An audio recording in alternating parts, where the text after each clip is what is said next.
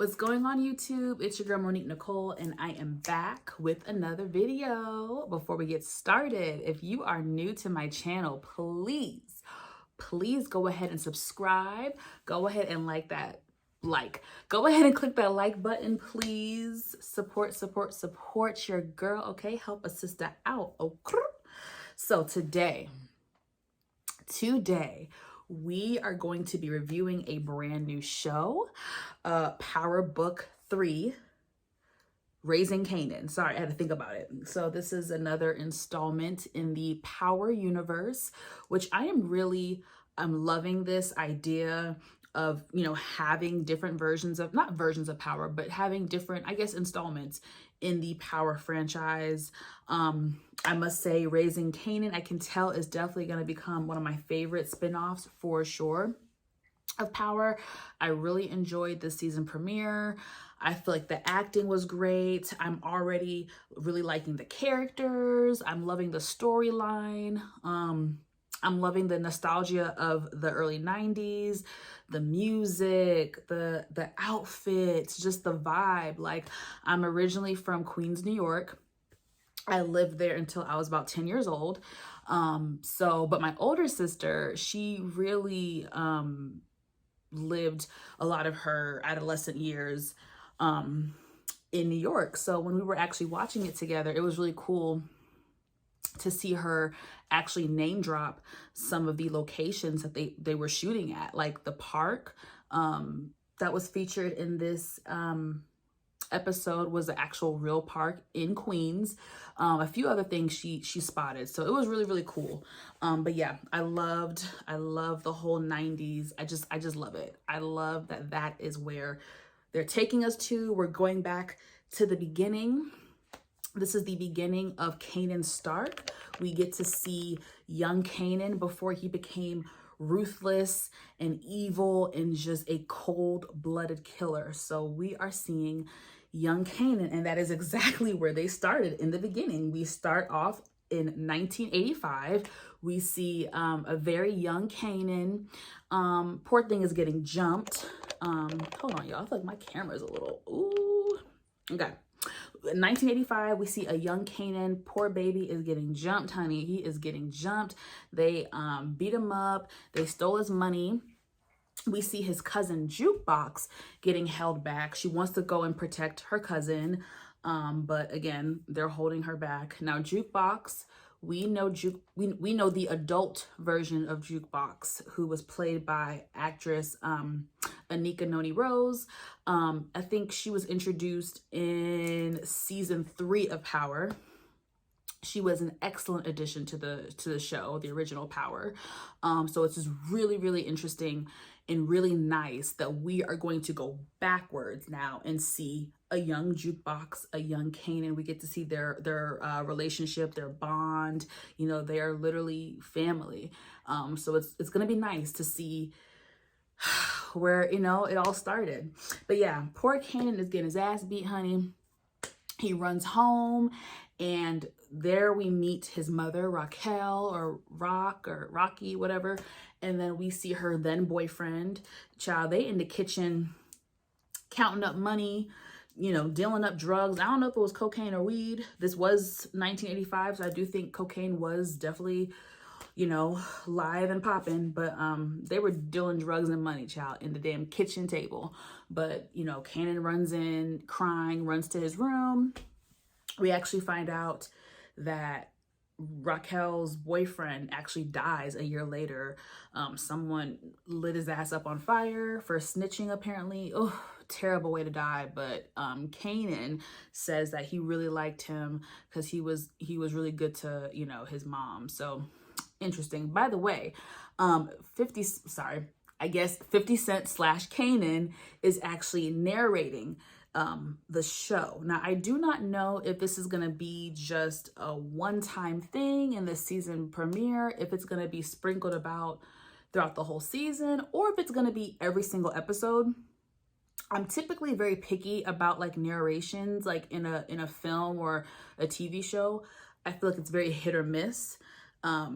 For this show, I think it might work. I just don't know if it's needed for every single episode. but we shall see. But nonetheless, Kanan / 50 Cent is narrating the entire episode. And so basically, young Kanan runs upstairs to his room, and his mom comes and checks on him. He tells them that he got jumped. They stole his money. She was like, who did you tell that you had money? Like, how do they know that you had money? You must have been talking about it. And he was like, no, it wasn't. Whatever. Poor baby. So she goes in his drawer, grabs a sock, and grabs a whole bunch of batteries and puts the batteries in the sock. I was like, what is she about to do? I got nervous at first. I thought she was going to hit him. I was like, please don't hit this boy. And she was like, all right, let's go. Get your things. We going back to the park. Now that is like every Black mother's thing. Like, don't go out there looking for trouble. Don't go out there trying to fight people. But baby, if someone hits you, you better defend yourself. And if not, you're going to deal with me. So that's basically what it was. She was like, you better go to this park, defend yourself, get revenge, or you're going to deal with me. And me, you can't run from me. So you better pick wisely. So little Kanan, I felt so bad. He went back to the park, child. Raquel over there in the corner smoking a cigarette, watching him. That boy came back. Boom! It hit them in the, hit them in the face with the batteries. There was blood. Then he started swinging on one of the dudes. Bam, bam. I mean, swinging, beating his ass. And, you know, it was a little violent, but, you know, hey, that's how it was back in the day, especially in a rough neighborhood. Back then, you had to defend yourself. And, you know, so that was a little, you know, life lesson. And then, so it jumps to 1991. So basically, we are now seeing Kanan and his mom. They are actually at his school, and they are speaking with, I think it was the principal or the guidance counselor. And she is basically saying like, hey, Kanan is really smart. He's doing really well in school. There is this new school that is really nice. I mean, $150 million has gone into it. Now, $150 million is a lot of money right now. Can you imagine how much it was in 1991? So it was a very nice school, like new science labs. It had like an escalator in the building, like very nice school for him to do well at. The mom is excited. She wants him to go like tomorrow. He is very apprehensive. He doesn't want to leave his friends. This is the school, like the school that he's at, he's comfortable with. He knows it, you know, he's familiar. He does not want to go to a new place. He also doesn't want to be around a whole bunch of rich white kids. He's got to take like 3 buses just to get to this, you know, so he's kind of saying all the things that are going on in his head, like why he doesn't want to go. But the mom is like, look, I have plans for you. I want you to be successful. I don't want you to be a product of your environment. You know, I want you to, you know, one day you might be a CEO or some of a company. You know, she's really speaking life into her son, but he is just not really feeling it. So we meet Kanan and his friends. We meet now the not older version. We meet the teenage version of Jukebox. We meet he's got like this other Black friend. I forget the guy's name. He's got a Puerto Rican friend named Sean, but his nickname is Famous. And some people were saying that they think that that's the friend. Basically, they think that Kanan named his son Sean after his friend Sean, aka Famous, which is looking like it's a possibility. I don't think it's a coincidence that his best friend's name is Sean. I do think, you know, he spoke so highly of him in the show that I do think there's some type of connection there. I do think that Kanan named his son after his friend. So just something to, you know, note and think about in the future in case it does come back up. We also meet this really cute girl. She looks like a familiar, I think I've seen the actress in another film or TV show. But anyway, we meet this girl that he's had a crush on since like 2nd grade. And she's really cute. And they kind of have like this little cute, playful relationship, friendship, if you will. But we also see that she has a boyfriend. Her boyfriend's name is Buck20. Kanan seems like he's jealous of him, or I don't know. There's a little bit of contention there. So later we meet Raquel's team. Her 2 brothers, Lulu, Lulu, the actor, I recognize him from Snowfall. He played Kevin in Snowfall for like the first couple seasons or so. Really, really like him. Great actor. And then her other brother, I forget his name. I feel so bad. I forget his name, but he's cool too. I like the vibe of the brothers. They're both very different, but they definitely both bring something to the table. But anyway, they're at the hospital visiting one of their men because they got shot in the leg. So something happened and one of the men in their team got shot. So Raquel and the brothers are there trying to figure out what happened. They're trying to brainstorm, blah, blah, blah, blah, blah. It was a funny scene because we got to see, like, again, the brother's personality and things like that. Kanan, 50 Cent, whatever, narrated it. He was kind of saying about the other brother. He said what did he say? He never misses an opportunity to miss an opportunity or something like that. He's always down for an opportunity. So that can be taken like good and bad. I don't know. Mind you, the mom and Lulu, I think they all three speak in code, but in this particular scene, mom and her brother Lulu were speaking in code. So we really don't understand fully what happened. And which is actually smart that they do this. They speaking in code to each other so other people don't really know what the freak's going on. So apparently they need to go speak to someone named Hugo. I guess Hugo had something to do with this shooting, or he knows about it or something. So they have to go to the club to speak to Hugo. Child, they get to the club. Hugo is not there, but his publicist is there. Some white girl with her little dog. And she is definitely a biatch. She is just like rude, very abrasive. She says, oh, I know who y'all are. Y'all are the drug dealers, right? Yeah, we don't want your drugs in our club. Your drugs are crappy and they're very ghetto. And she's gonna use someone else to supply the drugs for their nightclub. So she and Raquel go back and forth with insults, and Raquel calls her a bitch. She's like, who you calling a bitch? I'm not your average white girl. I'm not scared of you. I'm not scared. And Raquel was like, okay, all right, we're going to see. Child, the dog barking at Raquel. It was just a whole scene. So the brother says, let me handle this. Raquel goes to the bar. And then we meet this really fine bartender, honey, because she was like, I'm about to whoop that girl's ass. And he was like, listen, no tears would be shed if you do. So they crack a little joke and they flirt. He is fine. I forget his name. But yeah, they flirt and they kind of agree to go on a date. Okay. So every Wednesday, the family meets up and have dinner at this local diner, just like, a family routine they do. And it's really, really cute. We see everybody. We see Kanan, Jukebox, the brothers, the mom, cool. And then his best friend, Famous, walks in with his sister and they join in and, they have a whole bunch of conversation and cool stuff. We actually learn that Jukebox was offered to go to that school as well, but her stupid dad, aka Raquel's brother, was like, oh no, that's stupid, you don't need to go. He was basically downplaying it versus embracing it. And then when he found out that Kanan got offered the same thing, he was like, okay, well, hell, go ahead and apply. Go ahead, girl.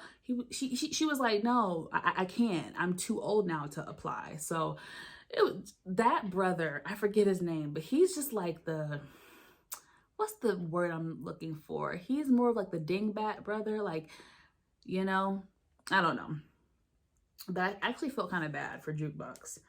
But anyway, so after the dinner, everybody's outside, saying their goodbyes, kind of chit-chatting. Kanan overhears the mom and the brothers kind of talking, again, in code, talking about some stuff, talk about the corners and, drug dealer shit. And then all of a sudden this car pull up and does like a fake drive-by. I say fake drive-by because they didn't shoot at them, but they shot bullets in the air. Basically sending a message, okay? So everybody was scared, it was technically a drive-by. Everybody got down on the ground and was scared, whatever. But again, it was like a warning shot. So let me see. So they get home and Kanan is basically talking to his mom. He's like really worried because I get it. They were just kind of shot at, okay? That's pretty scary.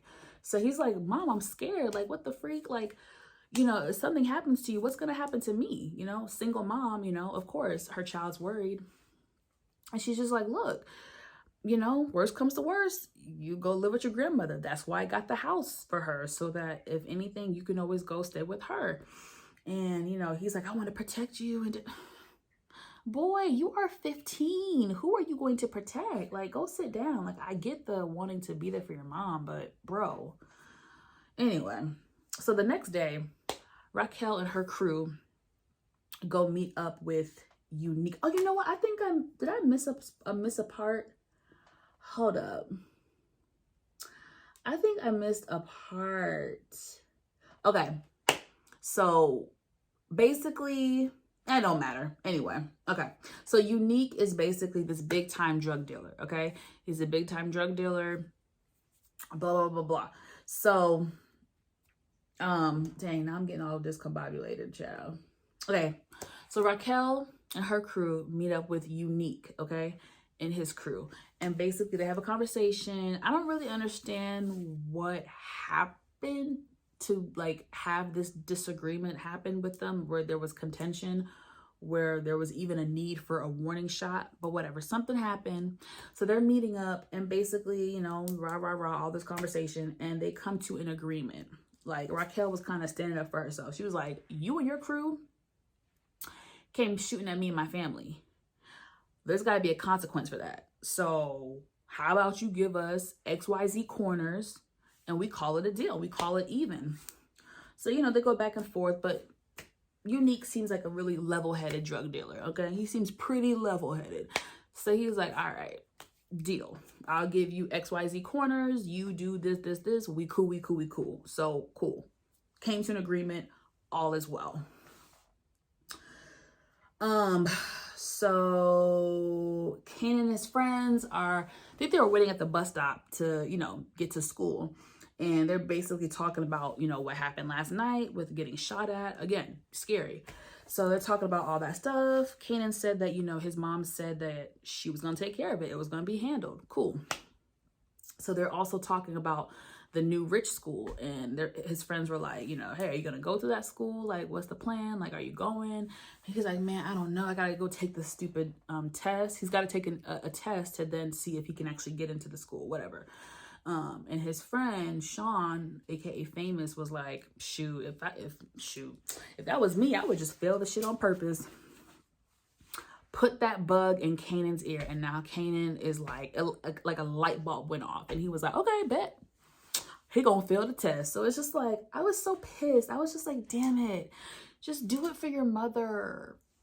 Do it for your mom. But I don't understand his logic in thinking that like he can protect his mom. I don't understand. Like, the mom has her own crew. It might not be huge, but she's got her own crew, and her brothers at that. They're gonna want the best for her. So I just don't really understand his logic and what the fuck he think he gonna do at 15 years old. But whatever, child. He freaking fails this raggedy ass test or whatever, which pisses me off. He fails it on purpose.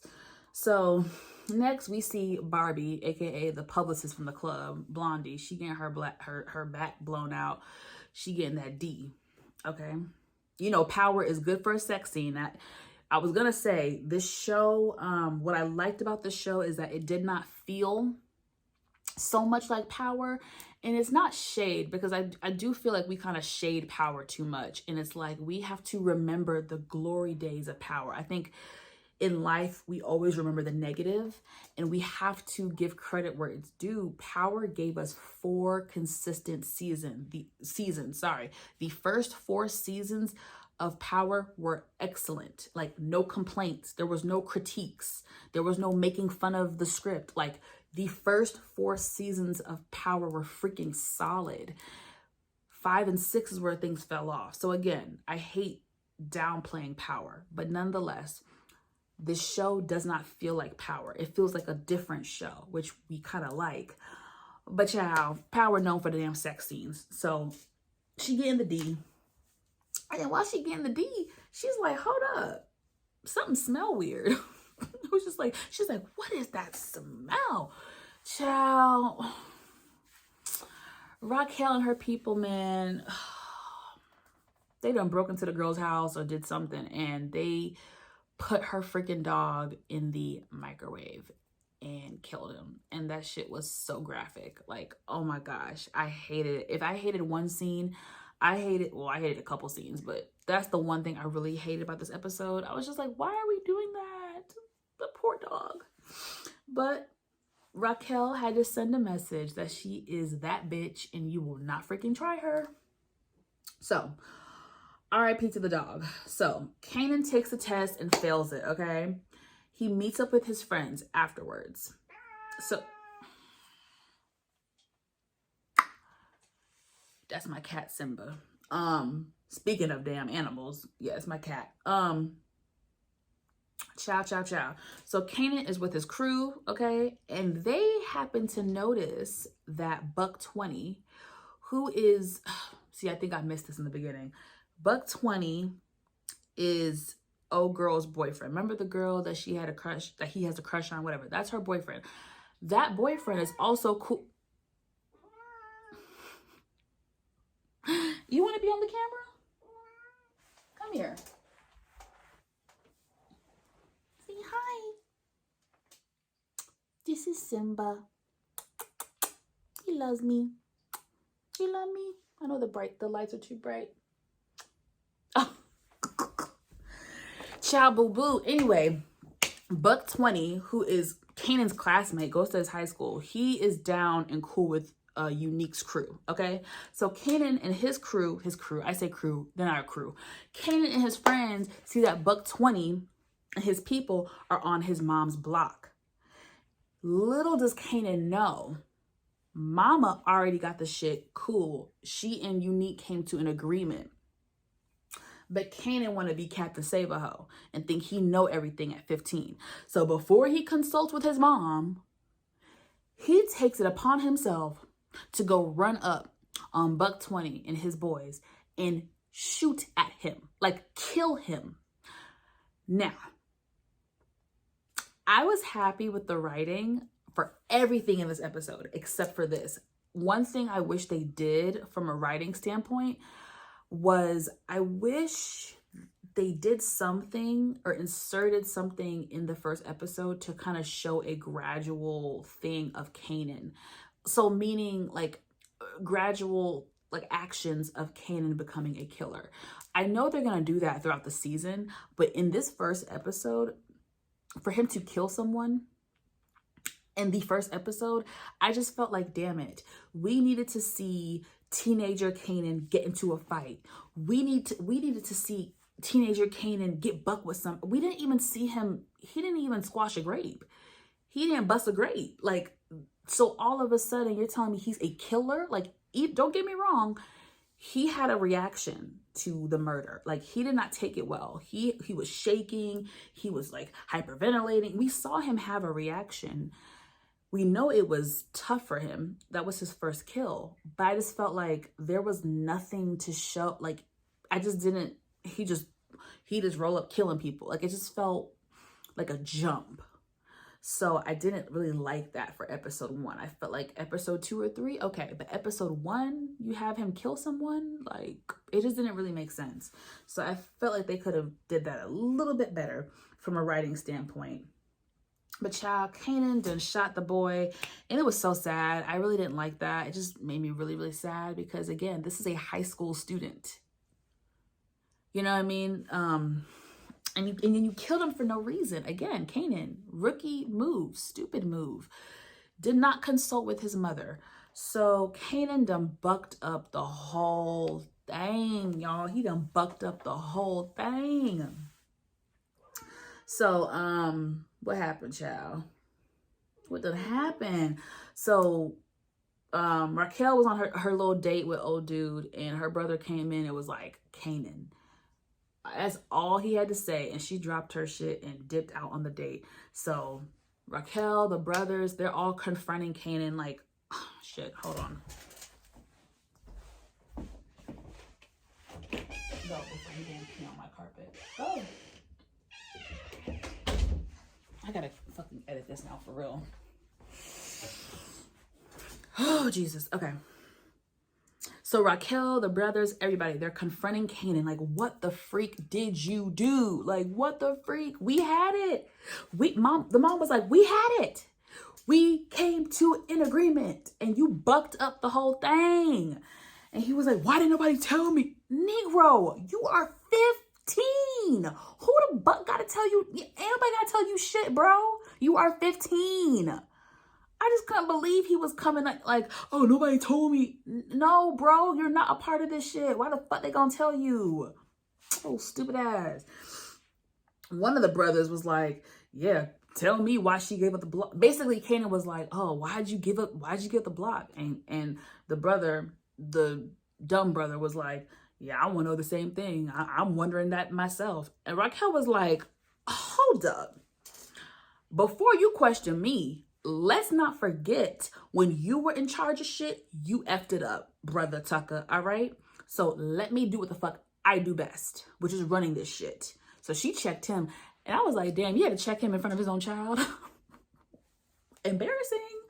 But, child, I don't, it's just, it was so freaking annoying. And, so Kanan, what happened, child? What had happened? Oh yeah, so Kanan goes to his room, and that's where we actually see him like shaking, and he's really affected by what the freak he just did, like murdering someone. And later on, he tries to come down and talk to his mom, but the mom was like, it's too soon. She was still too upset. That's when you know you angry with someone. You can't even say 2 words to them. She was like, get out my face. Get out my face. Go take out the trash. Matter of fact, go take out the trash. But this is my thing. Hold on. I gotta go back because when they were having the conversation and, they're confronting him about what he did, my thing is the mom kept saying throughout the episode, not throughout the episode, but near the end, about taking him to his grandmother's house. This is my thing. And of course, there's going to be parallels and comparisons between this and Power. So let me make them. My cat is psychotic. In Power, okay, Ghost and Tasha really did not want their children to go down the same path as them. So they did everything in their power to not tell Tariq and what's her face about, their lifestyle, their neighborhood, where they grew. Like, they were always very hush-hush about it. And I understood it and I respected it because they didn't have a good, it wasn't good. Who the F wants to tell their children they used to be drug dealers? Nobody. Raquel, on the other hand, she had pure intentions for her child. She genuinely wants the best for Kanan, but her actions don't show it. You understand what I'm saying? Let's not forget the first scene of the damn show, not the first scene, but in the beginning of the damn show, when Kanan came home after getting his ass beat, the mama and her boyfriend were in the kitchen cutting up, slicing up drugs and had money on the kitchen fucking table. Like, he has been exposed to this shit from the beginning. You cannot overly expose a child to that type of lifestyle and think that it is not going to have some type of influence on them. It's going to be one of 2 things. The child is going to be overexposed to that lifestyle and actually resent you and not like it and want no parts of it and wants to actually distance themselves from you. That's option A. Option B is the child is going to be intrigued. The child is going to want to be involved. It's going to have an effect on the child. I just felt like Raquel and her brothers, they speak about the business so openly in front of the children, in front of freaking Jukebox and Kanan. What do you think was going to happen? Like, you didn't hide it from him in any type of way. You didn't want him too involved. Like, I think she tried to keep some things to herself, but he was just too exposed. And she should have been taking him to his grandmother's house. Why the F are you going to wait till he's damn 15, 16 years old in high school to try to threaten to take him? You should have taken his ass to his grandma's house when he was damn 7, 8 years old, bitch. What the fuck are you talking? So it's just like, oh, you want best for your child, but do you really? Because your actions are not showing it. So that irritated me. It's just, as far as like a character, it's just a character flaw, honestly. So child, she tells him to go take the trash out, right? Because she's still not ready to talk to him about what happened. Next thing we know, motherfuckers yell out the car, "Hey, Kanan," brrr, start shooting at him. He got to duck and hide, okay, to not get shot up. And so shit's real. So at this point, the mom is like, oh shit. Like, she tries to fire back some shots, but she misses. The shit's real now. They know his name. They know his face. They know where he lives. Like, they know it was him. So it ain't looking fucking good. So the cops come, and then here we get introduced to Omar Epps. His character is Detective Malcolm. Yeah, Malcolm.